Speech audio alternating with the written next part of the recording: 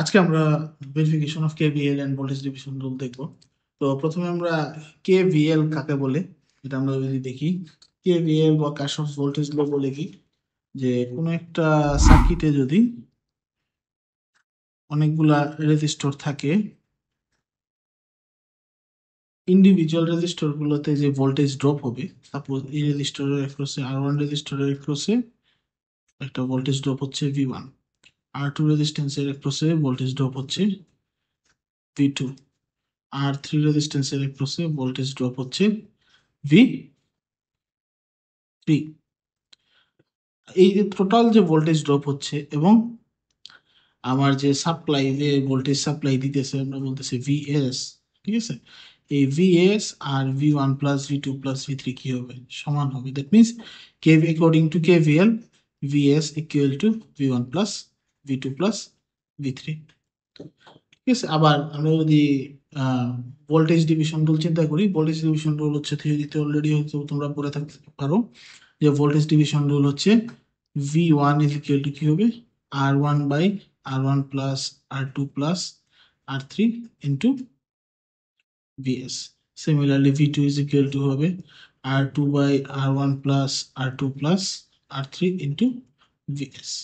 V3 equal to হবে R3 by R1 plus R2 plus R3 into VS।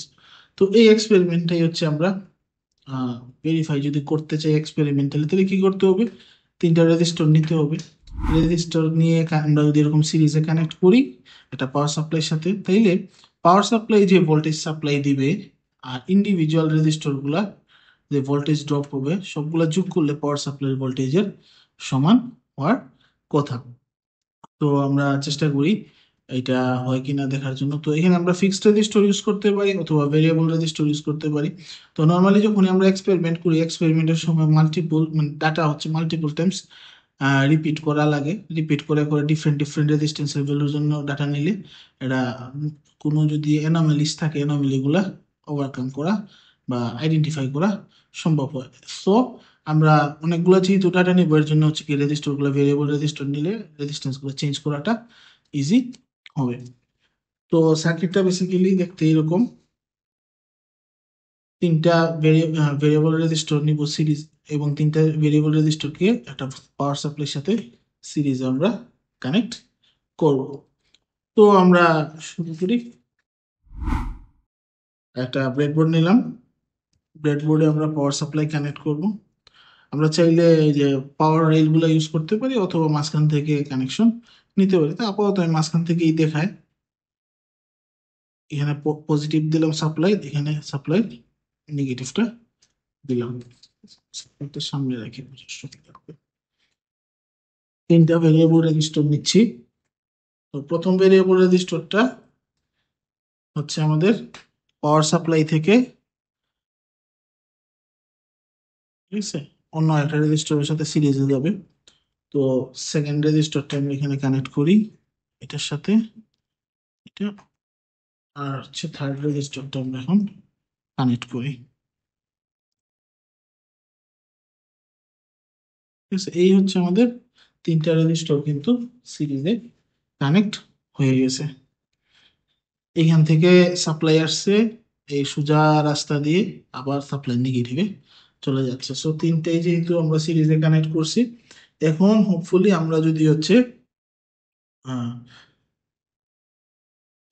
Power supply on করে, যে supply যে voltage হবে এবং টোটাল তিনটা রেজিস্টরের একপাশে ভোল্টেজ ড্রপটা সমান হওয়ার কথা আমরা ট্রাই করে দেখি।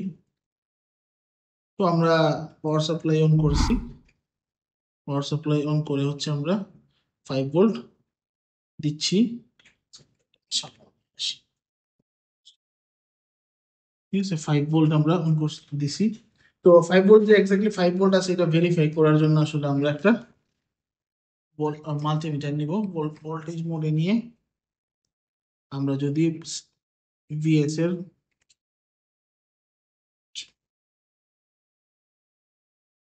ঠিক আছে, নেগেটিভটা হচ্ছে ভিএস এর নেগেটিভে, পজিটিভটা ভিএস এর পজিটিভে দিই, তাহলে আসতেছে কত? 5.02 ভোল্ট। তো আমরা পাইলাম কি আমাদের হচ্ছে ভিএস এর ভ্যালু হচ্ছে ভিএস ইকুয়াল টু 5.02। এরপরে আমরা ভি1, এটা এই রেজিস্টারের অ্যাক্রসে, এই রেজিস্টারের অ্যাক্রসে ভি2, এই রেজিস্টারের অ্যাক্রসে ভি3, তিনটা মেজারমেন্ট নিতে পারি। ঠিক আছে, তো আমরা যদি ভি1 নেই, ভি1 হচ্ছে পাইতেছি আমরা হইতেছে ভি1 হচ্ছে 2.25, তাহলে ভি1 হলো 2.25,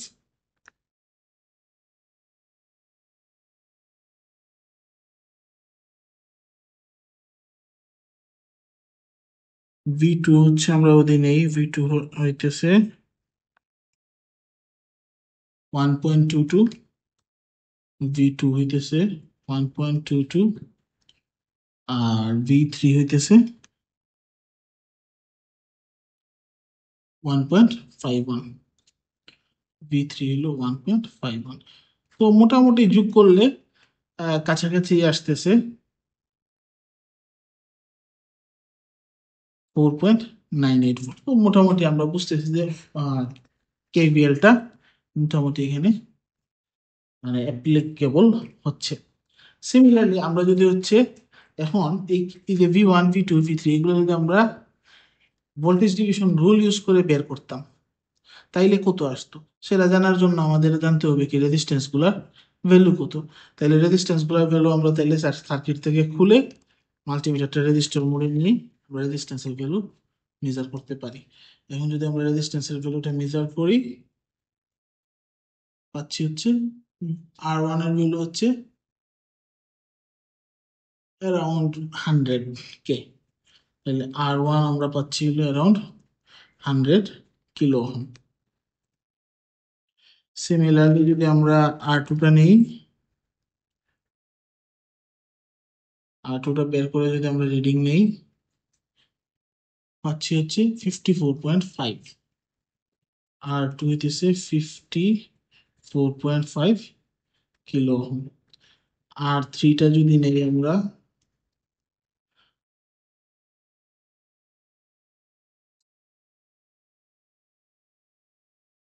R3 ভ্যালু হচ্ছে আমরা পাচ্ছি 65 পয়েন্ট সামথিং, 65.5 ধরি আমরা, 65.5 কিলো। তাহলে চাইলে আমরা কি ভি1 এর ভ্যালু আমরা দেখবো 100 kilo divided by 100 kilo plus 54.5 kilo plus 65.5 kilo into 5.02। তাহলে আমরা যদি এখানে ক্যালকুলেশন করি, ক্যালকুলেশন করলে দেখবো এটা অ্যারাউন্ড 2.25 ভোল্টই আসবে। আমি এখন ক্যালকুলেশন আর করতেছি না, বাট ক্যালকুলেশন করলে এটা অ্যাপ্রক্সিমেটলি 2.25 এর কাছাকাছি একটা ভ্যালু আসবে। তো নর্মালি যখন এক্সপেরিমেন্টাল ল্যাবে করা লাগবে, এক্সপেরিমেন্টের সময় এই ভ্যালুগুলো হচ্ছে থিওরিটিক্যালি ভ্যালু কত আসার কথা, এটাও আসলে এক্সপেরিমেন্টে লিখতে হবে। তো নর্মালি আমি এক্সপেরিমেন্টের ক্ষেত্রে যে ডাটাগুলো নেওয়ার জন্য বলি স্টুডেন্টদেরকে, সেটা হচ্ছে ভিএস এর ভ্যালু কত, টোটাল কারেন্ট কত, ভি1, ভি2, ভি3 ভ্যালু কত, টোটাল রেজিস্ট্যান্সের ভ্যালু কত, মানে সবগুলো রেজিস্ট্যান্স যোগ করে। আর থিওরিটিক্যালি মানে সরি আমরা এক্সপেরিমেন্টাল সার্কিট থেকে আরএস এর ভ্যালু কত আসবে, ভিএস বাই যে কারেন্টের ভ্যালু বাই করছে এটা কত, আর ভি1 প্লাস ভি2 প্লাস ভি3 যোগ করলে কত আসতেছে, এই ডাটাগুলো নিতে নর্মালি আমরা বলে থাকি আমি। তো বেসিক্যালি তাহলে কারেন্টও মাপতে হবে আমাদেরকে। কারেন্টটা তাহলে কিভাবে মাপতে পারি আমরা? কারেন্ট মাপার ক্ষেত্রে আমরা এখানে সার্কিটে দেখি, সার্কিট হচ্ছে এইখানে সিরিজে যেহেতু আছে, যে কোনো জায়গাতে সিরিজে কানেক্ট করলে এমিটার কারেন্ট আমরা পেয়ে যাবো। তাহলে এখানে যদি আমরা চিন্তা করি যে এখানে আমার এমিটারটা থাকবে, সেক্ষেত্রে কি করব, এখান থেকে ভোল্টেজ সোর্সটা সরে এমিটারটা সিরিজে কানেক্ট করে দিলেই হবে। তো ইন দ্যাট কেস আমরা মাল্টিমিটারটাকে কারেন্ট মোডে নিয়ে যাই, আমি 200 মিলি এম্পিয়ার রেঞ্জে রাখলাম। এরপরে হচ্ছে আমরা সোর্সটা একটু সরাইয়া দিই, তাহলে পজিটিভ মাল্টিমিটারের পজিটিভটা হবে সোর্সের পজিটিভে, আর নেগেটিভটা হবে রেজিস্ট্যান্সের মাথায়। এখানে কিন্তু দেখাচ্ছে কত, 0। তাহলে হয়তো বা আমাদের আহ কি বলে কারেন্ট অনেক কম, এর জন্য 0 দেখাচ্ছে। সো আমরা মাইক্রো এম্পিয়ার রেঞ্জে যদি নিয়ে যাই, মাইক্রো এম্পিয়ারে আসতেছে কত, 22.3 মাইক্রো এম্পিয়ার। তাহলে আমরা বুঝতেছি এখানে কারেন্ট আসতেছে 22.3 মাইক্রো এম্পিয়ার। তো এখানে ডাটা আসলো। আমার টেবিলের যদি ডাটাগুলো দেখি, আমরা টেবিলে কি কি চাচ্ছিলাম আমরা, ভিএস, তাহলে ভিএস এর ভ্যালু 5.02 পাইলাম, ভি1 ভি2 ভি3 এই তিনটা পাইলাম। এরপরে হচ্ছে আমাদের আই দরকার, আই পাচ্ছি। এরপরে দরকার কি আমার আর এস, আর এস হবে কি R1 plus R2 plus R3, যোগ করার পরে এটা আসবে R1 plus R2 plus R3, এটা যোগ করি, যদি যোগ করলে আমরা পাচ্ছি হচ্ছে এটা ভ্যালু হচ্ছে 100 kilo plus 54.5 kilo plus 65.5 kilo.